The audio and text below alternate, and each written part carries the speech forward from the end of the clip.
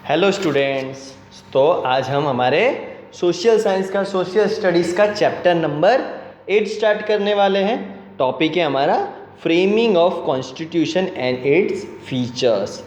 अब फ्रेमिंग यानी बनाया, कैसे हमारा कॉन्स्टिट्यूशन, हमारा संविधान बनाया गया है, एंड इट्स फीचर्स, उसके इम्पॉर्टेंट पॉइंट्स, हमारे जो कॉन्स्टिट्यूशन में क्या क्या इम्पॉर्टेंट पॉइंट्स हैं वो डिस्कस करने वाले हैं हम आज के लेक्चर में। ये चैप्टर भी हमने फर्स्ट चैप्टर की तरह पूरा पॉइंट वाइज बनाया हुआ है। हम point two point, one two one point explain होगा। ये थोड़ा टफ चैप्टर है, सिविक्स का चैप्टर है। इसमें हमारे गवर्नमेंट के बारे में, हमारे देश के बारे में, उसके बारे में पूरी इन्फॉर्मेशन, जानकारी मिलेगी। तो हमको ध्यान से एक एक पॉइंट सुनना है, समझना है। ओके, थोड़ा इंपॉर्टेंट चैप्टर है, अपने को ध्यान लगाने की ज़रूरत है। फर्स्ट पॉइंट से हम चालू करते हैं। कॉन्स्टिट्यूशन मीन्स, कॉन्स्टिट्यूशन का मतलब क्या होता है? हमारा जो संविधान है, हमारी जो रूल बुक है, उसका मतलब क्या है? Any systematic collection of rules design to govern a country's regime is known as constitution. Constitution क्या है? एक सिस्टमेटिक कलेक्शन ऑफ रूल्स। कोई भी कंट्री है वो रूल के हिसाब से चलेगी, उस रूल का सिस्टमेटिक कलेक्शन, उसको बोलते हैं कॉन्स्टिट्यूशन।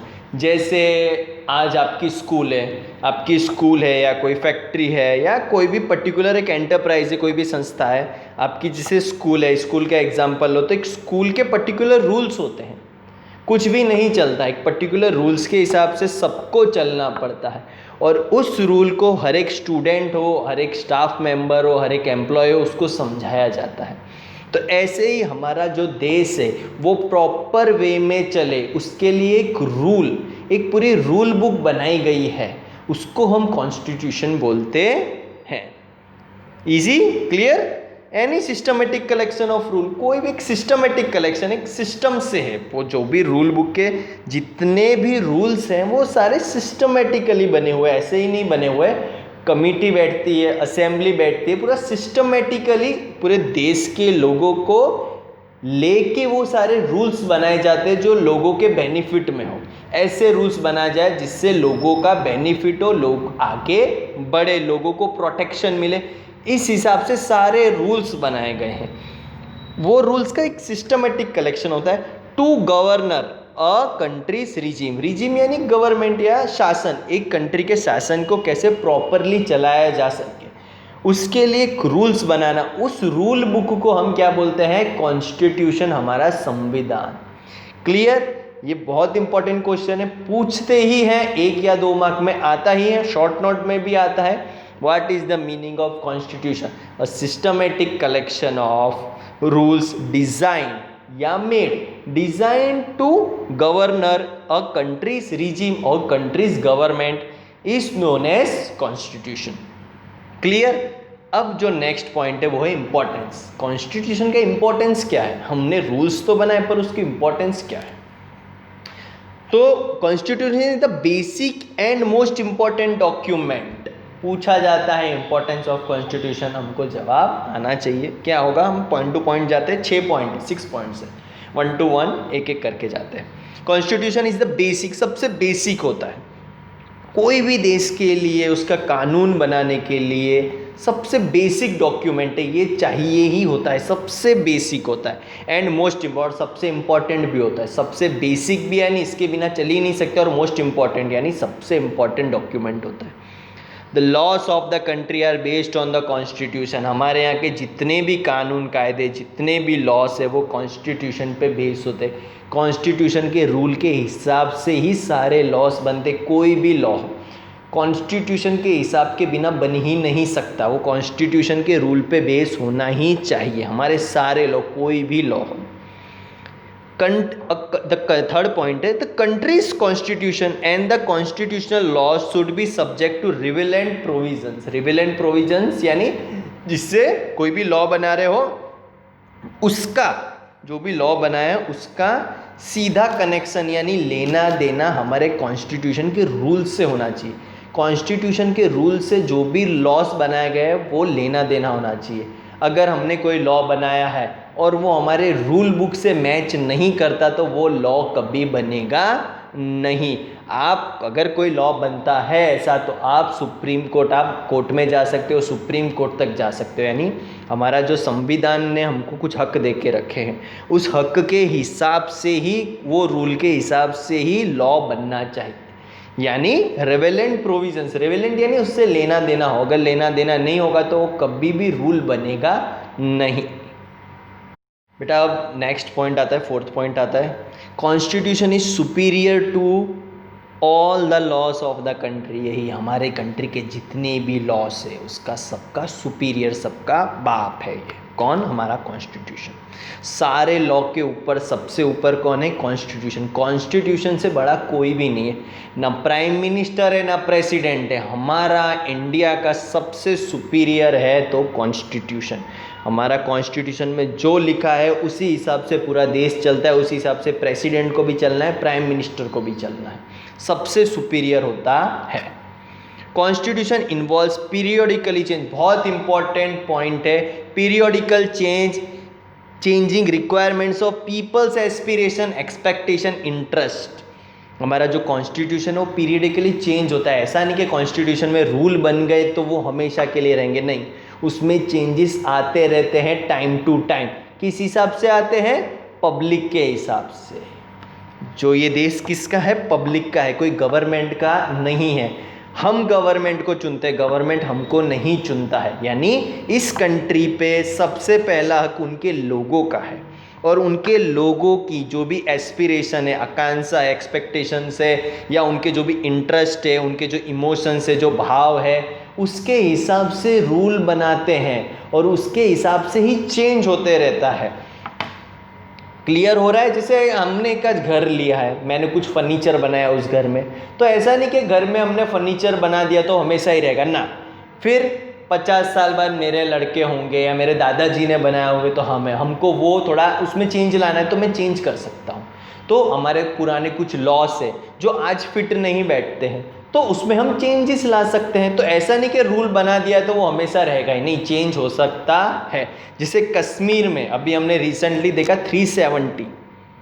370 सेक्शन 370 हटाया गया, एक रूल था 370 वो हटा दिया। कश्मीर में 50 या 60 साल से 370 लागू था, आज 370 हटा दिया। तो ऐसा नहीं कि वहाँ रूल बन गया, वहाँ 370 हमेशा रहेगा, तो ऐसा नहीं, पीरियोडिकली चेंज हो सकता है। पब्लिक के अगर लोगों की इच्छाएं हैं, लोगों का उसमें इंटरेस्ट है, लोगों की भावनाएं जुड़ी हुई है कि नहीं ये इस हिसाब से नहीं चलेगा, ये ऐसा होना चाहिए, तो लॉस बदल भी सकते हैं। बहुत इंपॉर्टेंट पॉइंट है, कॉन्स्टिट्यूशन पीरियोडिकली चेंज होता है। किस हिसाब से? लोगों के aspiration, expectation, interest and emotions which are high.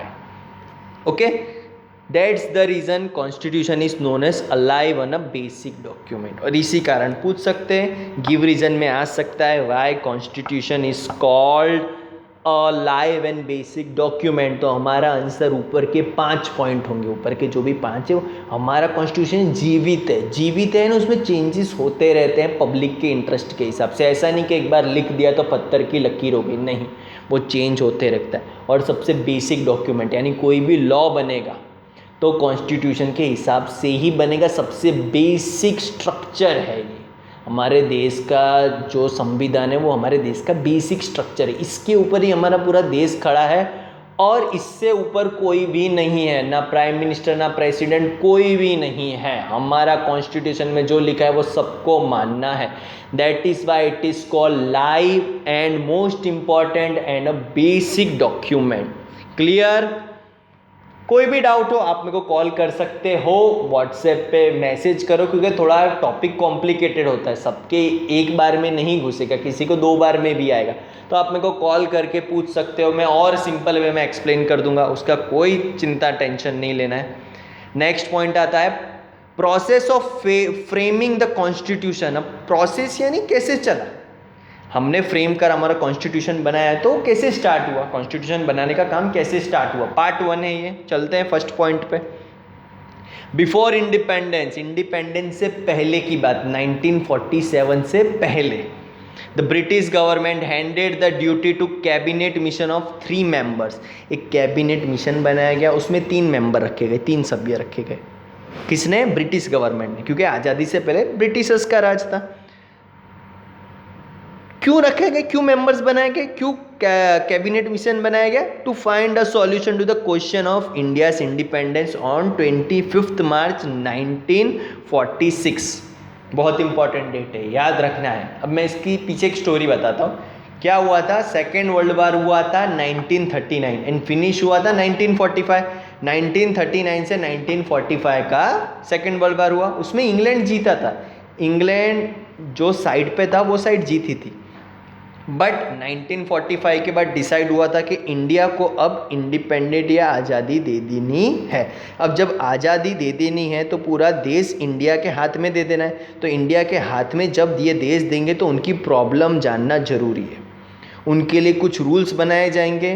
कैसे? उसके लिए लोगों की प्रॉब्लम्स जानने के लिए या इंडिपेंडेंस हिंदुस्तान को कैसे दिया जाए वो सब जानने के लिए कमेटी बनाई गई जो ब्रिटिश गवर्नमेंट ने बनाई थी। और ये कमेटी में कितने मेंबर थे? 3 मेंबर थे। और ये कमेटी कब बनी थी? 25 मार्च 1946। Getting my point? बहुत इजीली समझा है, आ जाना चाहिए। नेक्स्ट पॉइंट पे चलते हैं हम।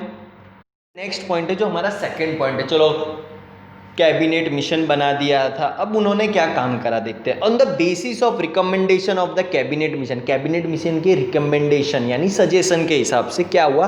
A constitution assembly was constituted and structure of constitution was decided. तो एक कॉन्स्टिट्यूशन असेंबली बनाई गई, किस लिए? हमारे कॉन्स्टिट्यूशन बनाने के लिए, हमारी रूल बुक बनाने के लिए। देखते हैं अब रूल बुक बनाने का काम कैसे शुरू हुआ। असेंबली तो बना दी, मेंबर्स बना दी, एक टीम बना दी। असेंबली यानी एक टीम बना दी। टीम का काम क्या है? कॉन्स्टिट्यूशन बनाना, एक रूल बुक बनाना। देखते हैं। Constitution assembly comprise 389 members. अब ये कॉन्स्टिट्यूशन असेंबली जो टीम थी ये, इसमें कितने मेंबर्स थे? 389। बहुत इंपॉर्टेंट क्वेश्चन है, याद रखना है कितने मेंबर्स थे? 389। इन विच वेरियस मेंबर्स। अब इनमें मेंबर क्यों? तो डिफरेंट रिलीजन, हर एक जाति के, हर एक जाति को क्या चाहिए? अब रूल्स बनाना है तो लोगों की इच्छाएं जाननी पड़ेगी, लोग क्या चाहते हैं। तो हर एक जाति के कुछ मेंबर्स को लिए, कुछ हिंदू को लिए, कुछ मुसलमान, कुछ सिख, कुछ पारसी, अलग अलग जातियों के लिए अलग अलग कास्ट, अलग अलग जेंडर, आदमियों को रखा, औरतों को रखा, उनकी क्या इच्छा है, वो क्या चाहते हैं, देश के रूल कैसे बने।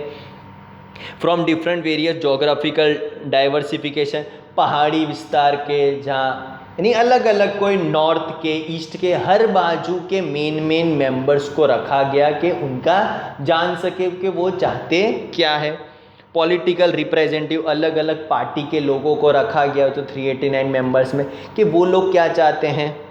And experts from various sector, और अलग अलग सेक्टर के, ट्रांसपोर्टेशन सेक्टर हो या रोड सेक्टर हो या कोई भी मैनेजमेंट का कोई भी सेक्टर हो, सब सेक्टर से भी अलग अलग लोग लेके रखे थे। सबकी राय जानना जरूरी था कि रूल कैसे बनाने हैं और ये देश के लिए कौन से रूल फ़ायदे कारक हो या इम्पोर्टेंट हो। तो कितने मेंबर की कमेटी थी? 389 को। 389 में अलग अलग जाति के लोग थे, अलग अलग धर्म के लोग थे, स्त्री थे, पुरुष थे, अलग अलग एक्सपर्ट थे, अलग अलग पॉलिटिकल एडवाइज़र थे, अलग अलग जोग्राफिकल डाइवर्सिफिकेशन के लोग थे, ईस्ट से लोग थे, नॉर्थ के थे, वेस्ट के थे, कुछ पंजाब के होंगे, राजस्थान के होंगे, महाराष्ट्र के होंगे, अलग अलग स्टेट्स के लोग थे।